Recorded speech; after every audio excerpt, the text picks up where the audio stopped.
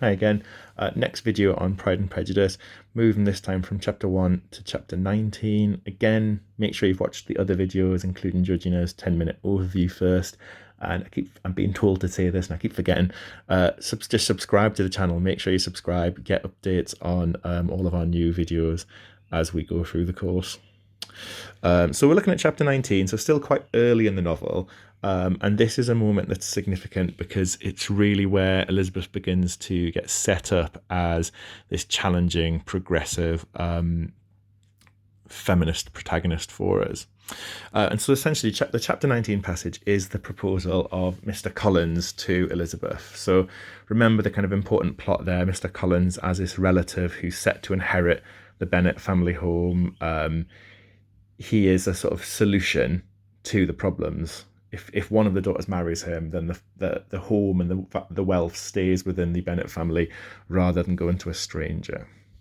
So we are presented with his proposal. He set about it in a very orderly manner with all the observances which he supposed a regular part of the business. Austen is very clearly pointing out the transactional nature of marriage there. She's not necessarily saying there's anything wrong with it. She's, perhaps accepting that as normal, but marriage and proposal, like in Oscar Wilde, are sort of pointed out as being businesslike. As it develops, we're encouraged to laugh at it. So we get a little bit of a return to Mrs. Bennet, who, look at all the pauses in her dialogue, again, sort of mockery of this mother nagging shrew stereotype who has only one obsession and focus. And really, we get this use of comedy of manners that's quite common in the polite world of Pride and Prejudice, because Elizabeth's initial reaction is, Mr. Collins must excuse me. She's just politely trying to get out of the situation. And that alone might make her quite sort of likeable to us as readers. Mr. Collins is presented as quite slimy, unlikable, pompous, and Elizabeth has been set up from that passage that we looked at in chapter 1 as being sort of intelligent and having a mind of her own. So straight away, her politeness is inviting us to side with her. But her mother, I insist upon your staying in here, Mrs. Collins. So we could look at that harshly and see Mrs. Bennet as enforcing the patriarchal order. But within the plot and the details that we're given, we have to sympathise with her perspective and why she wants her daughter to marry as soon as possible. Again, we have this sense of being on Elizabeth's side. She decides that it would be wisest to get it over as soon and as quietly as possible. And this is Austen using, it's not a first-person narrative, as occasionally people get confused. It's clearly in the third person, quite omniscient, but it uses something we call free and direct. So it switches from this sort of external third person to give us the inner thoughts and feelings of characters, but usually Elizabeth. And so Austen chooses Elizabeth as her focalizer. So it's often her thoughts and feelings that we get, which encourage us to be on her side, to see the conversation from her perspective. So then we get this very long, protracted proposal from Mr. Collins, and just that length of dialogue is a sort of method point on its own. He's rambling, pompous, overly formal. Believe me, my dear Elizabeth, your modesty, so far from doing disservice, rather adds to your perfection. So at all points, her difficulty to him, her refusal to be passive and immediately conformist, is presented as attractive and likeable, a sort of male fantasy, but it's a male fantasy that depends on there being a yes at the end of it.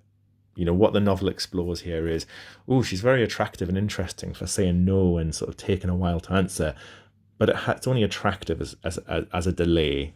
She's not really allowed to say no and still be attractive within the society. And again, we've got this subtle celebration of her. So Elizabeth is so near laughing. That use of free and direct and her as a focalizer really encourages us to share in Elizabeth's near laughter. We are finding his pomposity funny. We are finding her rebellion funny. And the chief way, really, that Austen ensures that we're on Elizabeth's side and that we do laugh at it and don't take the proposal seriously is by giving us his detailed reasons for marrying, and none of them are particularly romantic or interesting. He lists it's the right thing for a clergyman to do. setting the example. He mentions his own happiness, but not hers, and the fact that it's the advice of his sort of boss, his patroness, the local lady, who obviously becomes important in plot later. All of those reasons are so unromantic and cold and quite self-absorbed, and I think that's what we are encouraged to laugh at. So if you're debating in your essay how far Elizabeth is celebrated, at this point she is celebrated by comparison to how pompous and ridiculous he is.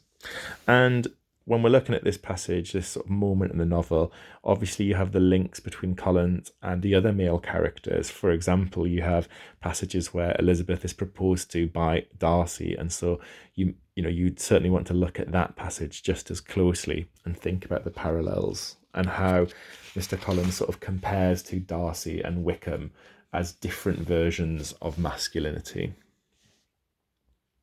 Again, we remember to take things into the context of the plot. Mr. Collins reminds us that he could not satisfy himself without resolving to choose a wife from amongst Mr. Bennet's daughters, so that the loss to them might be as little as possible. There is a kinder way of looking at Mr. Collins. He's trying to do the right thing here according to the situation and rules, but that is simply conforming to the situation. So perhaps Jane Austen is being quite subversive by not encouraging us to see him as kind and generous, but to laugh at him as this pompous male character. And then after he's spoken at so much length, so again, that lengthy dialogue, you have the third person narration very much in Elizabeth's thoughts. It was absolutely necessary to interrupt him now.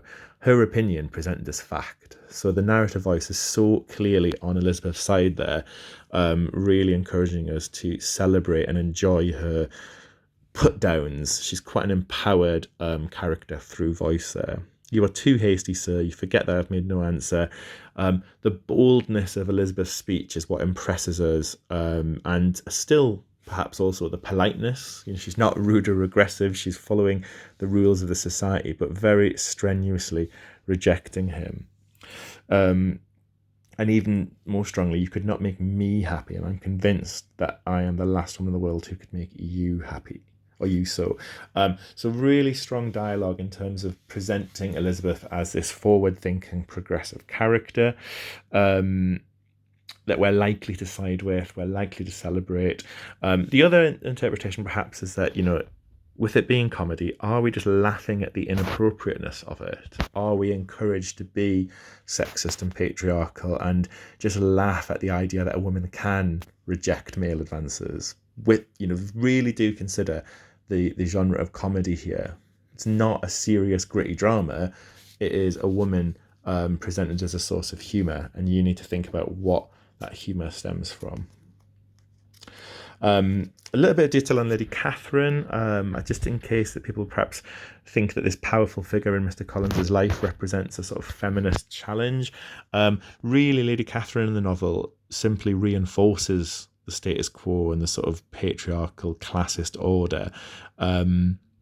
She later on becomes quite an antagonist and an obstacle for Elizabeth and Darcy, very similar in a way to Lady Bracknell in The Importance of Being Earnest. So I think don't necessarily consider her as an interestingly female figure so much as just a symbol of a higher social status.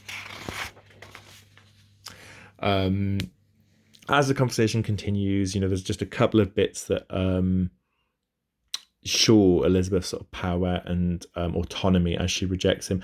All praise of me will be unnecessary. That's a very straightforward rejection of female stereotypes, isn't it? And when she says this matter may be considered therefore as finally settled, it's very authoritative and formal. And so it's again Elizabeth adopting perhaps masculine qualities in order to rebel against her position and her status or lack of. Again, to make Mr. Collins entirely laughable, Austen has him say, "You must give me leave to flatter myself, my dear cousin, that your refusal of my addresses is merely words, and it makes you nothing other than highly desirable." So his refusal to take a no, again, is a mockery of a sort of male behaviour, a male stereotype that might be seen as more actively rebellious and feminist on Jane Austen's behalf. And then, coming towards the end of the passage, Elizabeth Bennet asks, "Can I speak plainer?"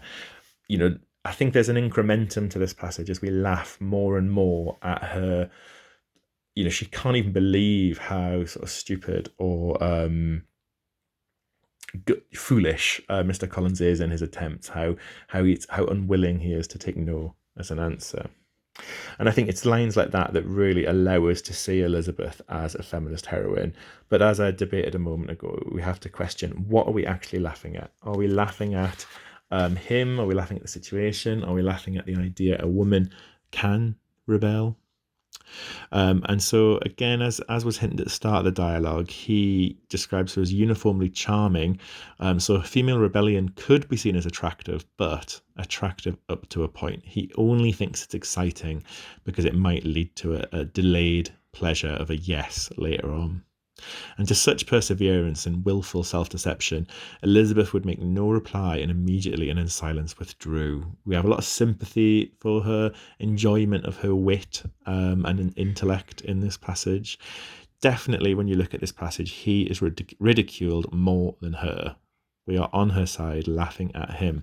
The real debate or the questions come for this when we start to look at the plot parallels, later events, because the whole novel is a journey, as Georgina discusses in that overview video, of, is her rebellion tamed? Does she give in when she eventually falls for Darcy and marries him? So when you look at this proposal and you look at it in light of her rejection of Darcy, but her later acceptance, are we really celebrating this independent young Elizabeth, or are we laughing at her foolishness here compared to the compliance that she sort of falls to a little later on?